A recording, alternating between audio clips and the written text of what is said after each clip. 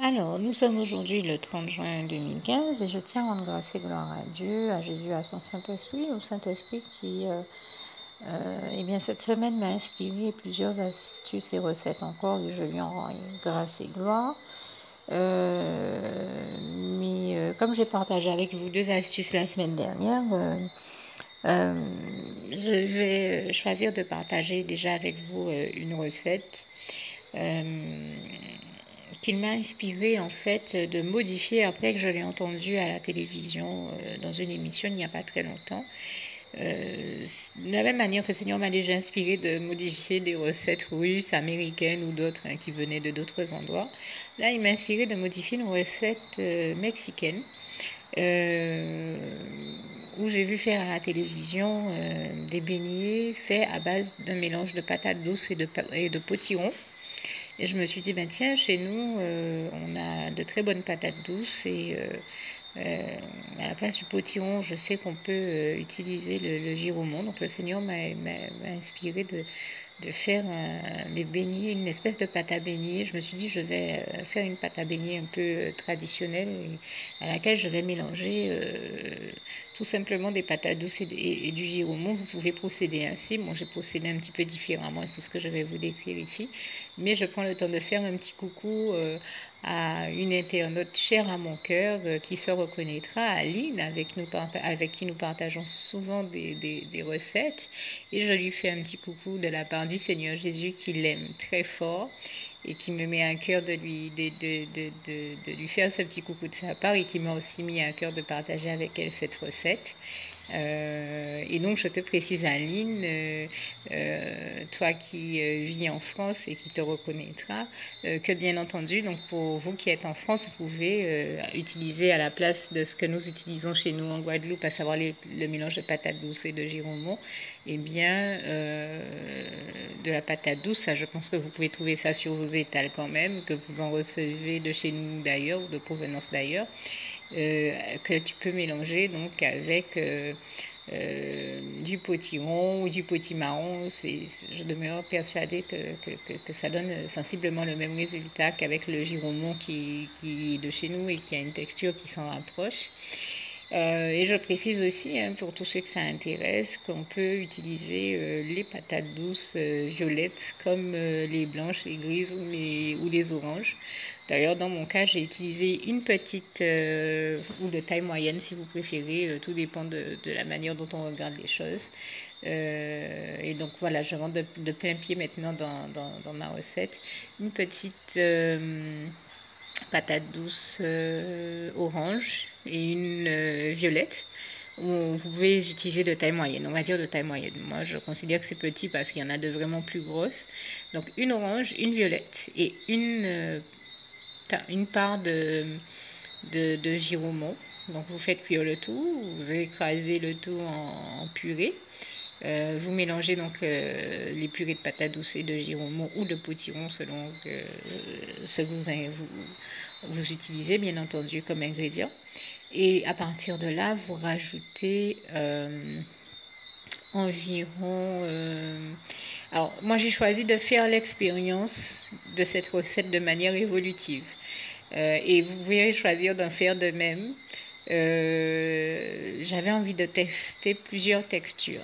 Alors, la meilleure des textures, c'est-à-dire à mes yeux, pour tous ceux qui aiment passionnément les patates douces et le giromont ou l'un ou l'autre des deux, la meilleure des textures est celle où on retrouve les saveurs de ces deux ingrédients principaux. Parce que c'est tout l'intérêt. On a l'habitude de faire des beignets et des pâtes à beignets. Si on les fait cette fois-ci au giromont et à la patate douce, le but est bien d'en retrouver la saveur.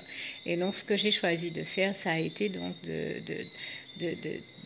d'essayer de rajouter le moins d'ingrédients possible pour en retrouver vraiment la saveur. Et pour cela, alors bien entendu, j'invite tous ceux qui savent ce qu'ils préfèrent, à savoir soit la patate douce, soit le giroumon, à faire le dosage qu'ils veulent. C'est-à-dire que moi, j'ai fait ce dosage-là pour avoir quelque chose d'équilibré où on retrouve à la fois les saveurs de la patate douce et du giroumon.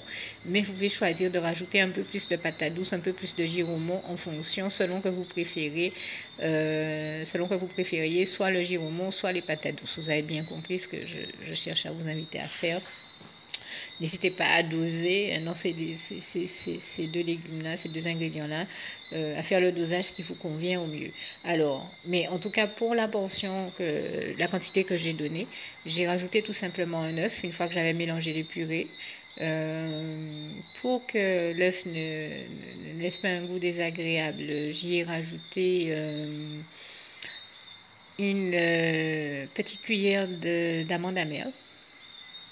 On peut y rajouter de l'arôme vanillé, de la cannelle, de la muscade, du zeste de citron surtout. Je pense que ça peut être très bon. Moi, j'ai pas rajouté ces éléments-là, même si je les aime parce que j'ai des brûlures d'estomac et que je peux pas me permettre ça.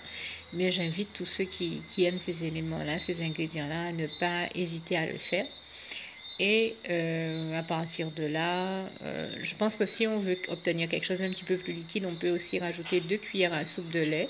Et surtout, j'ai également rajouté 2 cuillères à soupe de sucre de canne, ce qui accentue l'aspect sucré de nos beignets. Déjà, à la base, nous donne une pâte qui est sucrée et qui donc peut s'utiliser telle qu'elle. On remue bien le tout. Et donc, on met en forme des petites quenelles et cuillère par cuillère, on fait frire ce qu'on obtient. Avec ce que je viens de vous donner, vous allez avoir une pâte consistante, mais pas trop, qui ne vous permet pas nécessairement d'avoir une quenelle. Ça vous permet de remplir votre cuillère et d'avoir quelque chose de suffisamment épais, mais qui va avoir après cuisson la texture d'un blinis ou un petit peu plus épais qu'un blinis ou qu'un pancake pour ceux qui connaissent.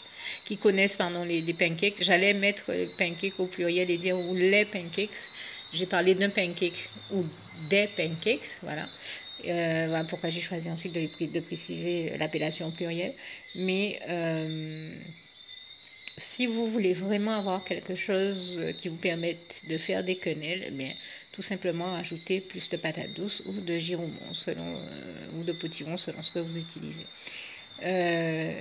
Alors, j'ai choisi ensuite, n'ayant pas plus de giroumon et de potiron justement sous la main, de tester avec une pâte plus épaissie. Et comme j'avais pas de giroumon et de potiron sous la main, j'ai choisi de rajouter de la farine. Avec la farine, ça vous donne bien sûr quelque chose de plus épais, mais où l'on retrouve moins les saveurs du giroumon et de la patate douce présentes. Mais ça nous donne un résultat qui est tout aussi bon. Enfin, sauf quand on veut vraiment retrouver la patate douce, les saveurs de la patate douce et du giroumon présent. Mais vous pouvez aussi tester comme ça. Et ensuite, voilà, je vous donne, quand je vous parle que j'ai choisi de tester cette recette de manière évolutive, c'est-à-dire que je l'ai fait évoluer en rajoutant du sucre, du lait, 2 cuillères à soupe de sucre, de lait, de farine, et puis des éléments pour aromatiser aussi ma pâte, à savoir l'amande amère. Je crois que j'ai dû même mettre une cuillère à soupe pour que ce soit bien corsé, parce que dans mon cas, j'aime beaucoup cette saveur, mais il ne faut pas que ça prenne le pas sur la patate douce et le giroumon, si c'est vraiment ce que vous cherchez à obtenir comme saveur dominante. Voilà pourquoi je vous ai conseillé une petite cuillère. Ensuite, j'ai choisi, puisque pour moi, avec la farine, les saveurs étaient trop fades, de rajouter un bouchon à 2 de planteur. Alors, bien entendu, généralement, vous pouvez utiliser du rhum vieux ou autre chose pour aromatiser. Dans mon cas, j'avais vraiment envie de relever les saveurs avec les bouchons de planteur et ça n'était que meilleur. Mais bien entendu, je précise ici que je n'utilise ces alcools que pour aromatiser les recettes quand je cuisine. Vous comprendrez bien ici que nous connaissons trop bien quels sont les ravages que font l'alcool et donc par conséquent je n'invite pas ici et je n'inviterai jamais qui que ce soit à s'adonner à l'alcool, à l'ivrognerie ou à la boisson, parce que je ne souhaite à personne de connaître les ravages faits par l'alcool. Bien au contraire, je ne parle ici que de petites doses, un bouchon ou deux, de manière à aromatiser la pâte à beignet, mais certainement pas, ou certaines recettes, mais certainement pas d'en consommer au point de s'en saouler. Loin de là, mon idée et mon propos, j'espère que vous l'aurez bien compris ici. Donc je referme la parenthèse. Une fois que vous avez fini de faire cuire vos beignets, eh bien, normalement, quand on ajoute l'œuf aux différentes purées de patates douces et de girouement, vous obtenez quelque chose qui est un peu comme une pâte qui vous permet de faire souffler un peu le beignet si on le plonge dans je pense, quelque chose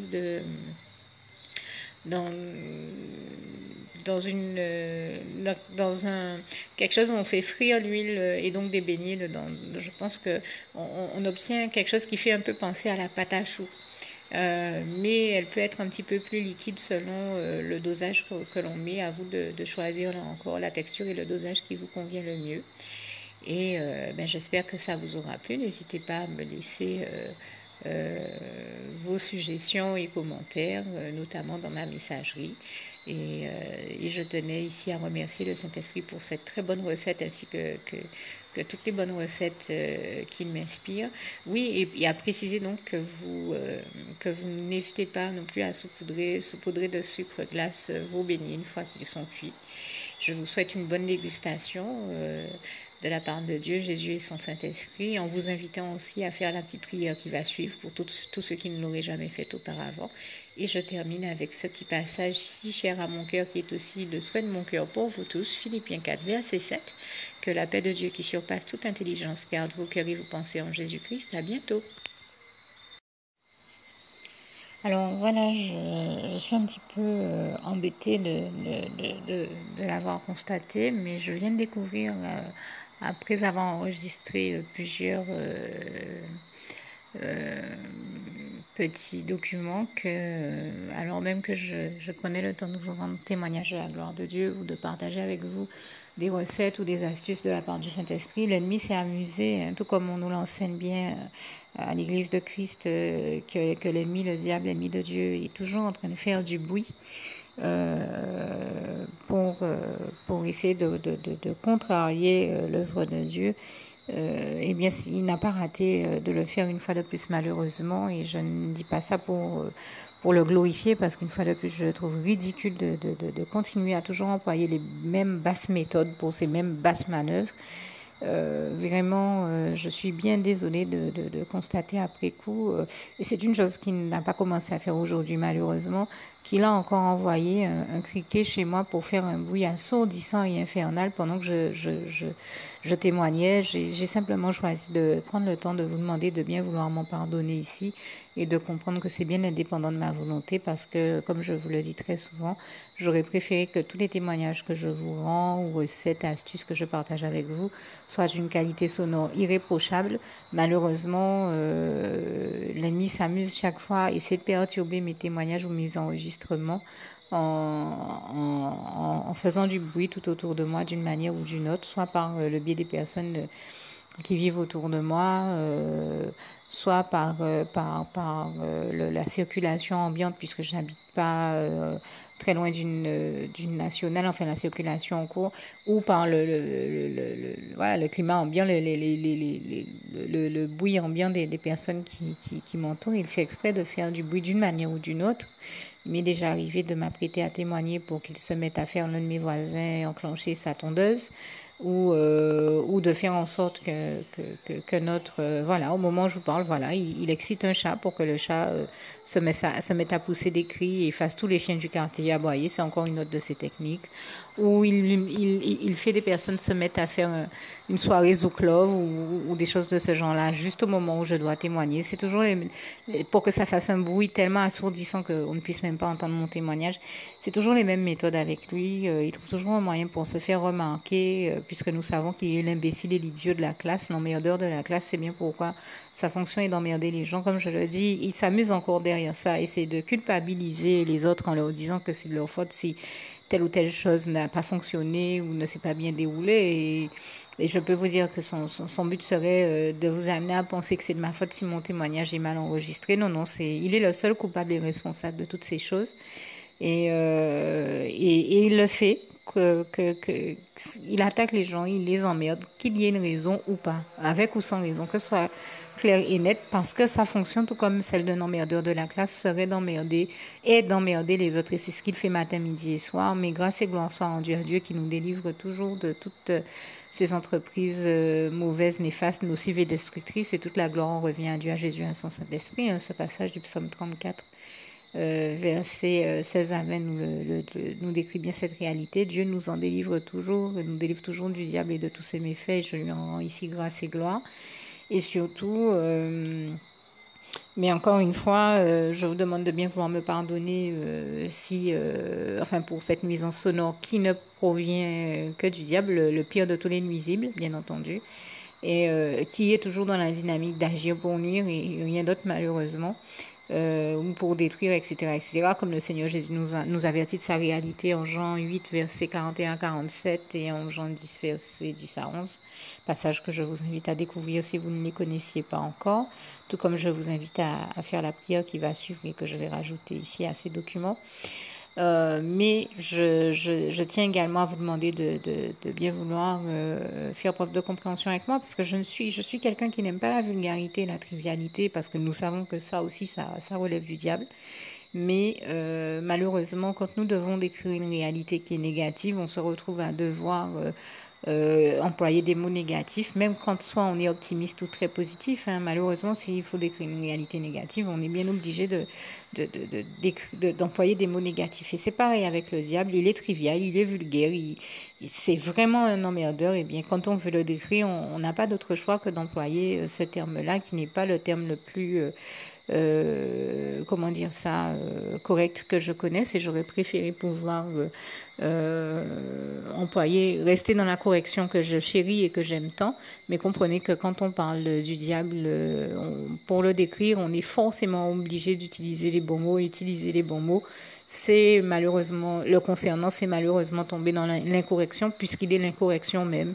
Il est incorrect par définition, et je ne vais pas dire qu'il embête, il ne fait pas qu'embêter, il emmerde les gens. Je ne vais pas employer des mots qui sont doux et gentils. Il n'y a aucune gentillesse en lui, il n'y a rien de bon en lui, il n'y a aucune vérité en lui, comme le Seigneur Jésus nous en avertit en Jean 8, versets 41 à 47. Voilà pourquoi je suis obligée d'employer des mots crus, un peu trivial, mais qui décrivent correctement cette réalité-là. Je n'ai pas d'autre choix que d'utiliser ces mots-là quand je parle de lui, même si je suis quelqu'un qui a en horreur la vulgarité, la trivialité, mais aussi de le comprendre ici et de vraiment faire preuve de compréhension de comprendre en toute intelligence, en tout bon sens, le sens de mon propos. Que Dieu vous garde et vous bénisse tous. À bientôt. Juste une petite précision pour tous ceux qui n'ont pas encore choisi la meilleure des options qui soit, qui est celle d'aller se placer, de faire le choix à soi-même, d'aller se placer dans les bras d'amour de Jésus-Christ, pour se mettre à l'abri de ce monde cruel. Eh bien, je partage avec vous la prière par le biais de laquelle on y accède. Et commence par vous rappeler également ce passage de Jean 14, verset 6, où il est écrit que Jésus-Christ est le chemin, la vérité et la vie. Nul ne vient au Père, Dieu, sans passer par le Fils Jésus-Christ, bien sûr. Je le dis à ma manière, vous regarderez comme il est actuellement écrit dans vos Bibles là encore. Et donc, n'hésitez pas à ouvrir vos cœurs à Dieu, à Jésus, à son Saint-Esprit, à être sincère avec lui et à lui adresser la prière qui suit, à lui dire tout simplement: Éternel mon Dieu, Seigneur Jésus-Christ, moi, un tel, vous dites votre nom et votre prénom, je t'accepte aujourd'hui comme mon sauveur personnel, le seul maître et roi de ma vie. Je remets toute ma vie entre tes mains, puisqu'elle t'appartient, éternel mon Dieu, puisque tu l'as créée, cette vie. Donc tu en es donc le seul maître et propriétaire comme de tout ce qui existe dans tout l'univers. Je remets donc toute ma vie entre tes mains, je te la donne.